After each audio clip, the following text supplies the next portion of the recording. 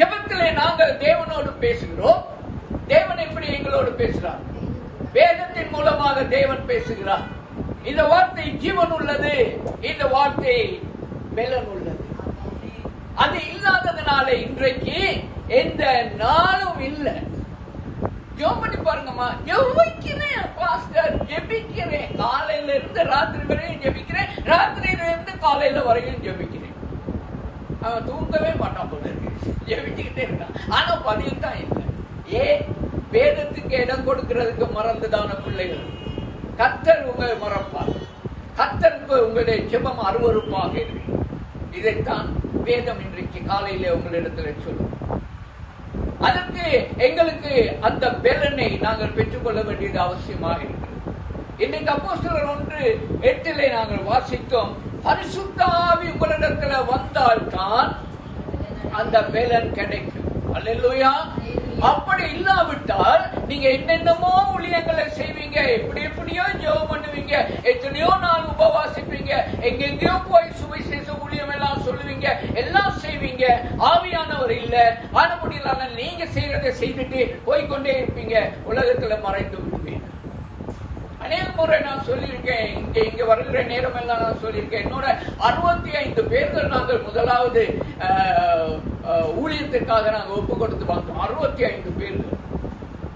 இன்றைக்கு திரும்பி பார்க்கும் பொழுது ஒரு 2 பேர் 3 பேர் இருக்கிறாங்க, இன்னும் ஊழியத்தில் இருக்கிறோம். மற்றவர்கள் எல்லாம் போயிட்டாங்க. இன்றைக்கு பெரிய பெரிய உத்தியோகத்தில் இருக்கிறாங்க, இன்றைக்கு வெளிநாடுகள்ல இருக்கிறாங்க, இன்னைக்கு உழைக்கிறார்கள், நிறைய காரியங்கள் செய்கிறார்கள். நேற்று முந்த நாள் ஒருத்தர் பேசுறார், என்னிடத்துல பேசுறார், கனடாவில இருந்து பேசுறார் ராத்திரி. என்ன நினைவு இருக்கா அவங்களுக்கு? ஏன் நினைவு இல்லை? நானும் வைஃபும் அவரை கூட்டிக் கொண்டு தான் எல்லா இடங்களுக்கும் போவோம். பதில பண்டார்கள் எல்லாம் போயிட்டு அவர் தான் எங்களுக்கு வீடுகள் எல்லாம் வாங்கி கொடுத்தார். இப்படியெல்லாம் நாங்க ஒன்றா தான் இருக்கோம். இன்றைக்கு கனடாவில் நான் சொன்னேன், நீங்க எங்கேயோ அங்க கனடாவில் ஒரு பெரிய ஊழியர் செய்வீங்களாமே அப்படின்னு. அதெல்லாம் செய்தா இப்ப இல்ல அப்படின்னு சிரிக்கிறார். இப்ப இல்ல, எல்லாம் முடிஞ்சிருச்சு.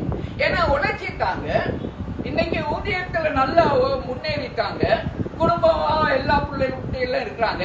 அதுக்கு பிறகு என்னத்துக்கு ஊழியம்? அதுதான் எல்லாம் கிடைச்சிருச்சு. இந்த விதமான பரிதாபமான நிலைமையிலே கர்த்தருடைய சபை இன்றைக்கு போய் கொண்டிருக்கு. நீங்களும் அப்படியா இருக்கிறீங்க? நீங்க என்ன ஒண்ணும் சொல்ல மாட்டீங்க. ஏன்னா நான் வெளியில இருந்து வர்றேன் தானே, நான் வருவேன், தேவனுடைய வசனத்தை கொடுப்பேன், போய்கிட்டே இருப்பேன். அல்லேலூயா. பரிசுத்த ஆவியானவரை நீங்கள் பெற்றுக்கொள்ளாவிட்டால் உங்களிடத்துல பலன் இருக்காது. அடுத்ததாக அவர் சொல்றார், எருசலேமில் அப்படின்னா உங்களுடைய வீட்டுக்குள்ள, யூதேயாவில், உங்களுடைய அக்கம் பக்கத்துல, சமாரியாவில், மற்ற எல்லா இடங்களிலும் நீங்க போயிட்டு எனக்கு சாட்சிகளாக இருக்கவும் இயலாது. அப்படின்னா நீங்க எங்கதான் போனாலும், வீட்டுல இருந்தாலும் வெளியில போனாலும் எங்க போனாலும் எனக்கு சாட்சிகளாக இருக்க மாட்டீர்கள். உங்களுடைய சாட்சிகளை நீங்க சொல்லிக்கிட்டு இருப்பீங்க. நான் அப்படி செய்தேன், நான் இப்படி படித்தேன், நான் இப்படி உழைத்தேன், நான் இப்படி வீடு கட்டினேன், நான் இப்படி எல்லாம் செய்தேன். உங்களுடைய சாட்சிகள் இருக்குமே ஒழிய கர்த்தருக்காக கர்த்தர் எனக்கு என்ன செய்தார் என்கிறதான சாட்சிகள் அங்கே இருக்காது. பரிதாபமான நிலைமை. நான் சொல்லும் பொழுது உங்களை அந்த இடத்திலே போட்டு நீங்கள் பார்த்துக் கொள்ள வேண்டியது அவசியமாக இருக்கு. அல்லேலூயா. காலை தியானத்துல எழுதியிருக்கிறேன். இந்த பயணம் இன்றைக்கு வந்ததான காலை தியானத்துல ஒரு அண்டர்லைன் போட்டுட்டு, இந்த அண்டர்லைனுக்குள்ள உங்களுடைய பேரை போட்டு நீங்க தொடர்ந்து வாசியுங்கள் என்பதாக எழுதியிருக்கேன். ஆயிரக்கணக்கான பேர்களுக்கு இன்றைக்கு வாசித்திருப்பார்கள். பல நாடுகளிலே, பல தேசங்களுக்கு அது போகிறது. ஆண்டவருக்கு ஸ்தோத்திரம். எத்தனை பேர் தங்களுடைய பேரை அங்கே போட்டார்களோ எனக்கு தெரியல. ஆனா தேவன் உங்களுக்கு எனக்கும் இந்த காலை நேரத்திலே சொல்லுகிறார், ஆவியானவர் உங்களிடத்திலே வரும் பொழுது மட்டும்தான் தேவ பலன் உங்களுக்கு கிடைக்கும். தேவ பலன் கிடைத்தால் மாத்திரம்தான் நீங்க வீட்டிலும் எனக்கு சாட்சியாக இருக்கலாம், அக்கம் பக்கத்திலும் சாட்சியாக இருக்கலாம், ஊரிலும் உலகத்திலும் நீங்க எனக்கு சாட்சிகளாக இருக்கலாம். அல்லேலூயா. இந்த பரிசுத்த ஆவியானவரை நாங்கள் பெற்றுக்கொள்ள வேண்டியது அவசியம்.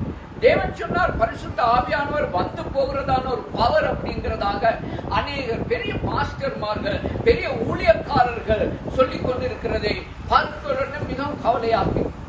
அந்த நேரத்துக்கு மட்டும்தான் எங்களுக்கும் அந்த பலன் கிடைக்கும்.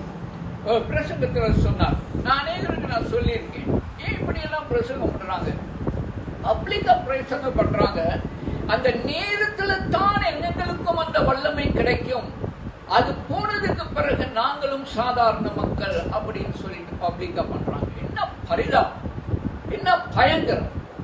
ஆண்டவர் எங்களுக்கு எப்படி சொன்னார்? பரிசுத்த ஆவியானவரை அனுப்பும் பொழுது யோவான் 14வது அதிகாரத்தை நாங்கள் பிரட்டிக் கொள்வோம். அதை பற்றி கொஞ்சம் நாங்கள் பார்ப்போம். யோவான் 14வது அதிகாரம்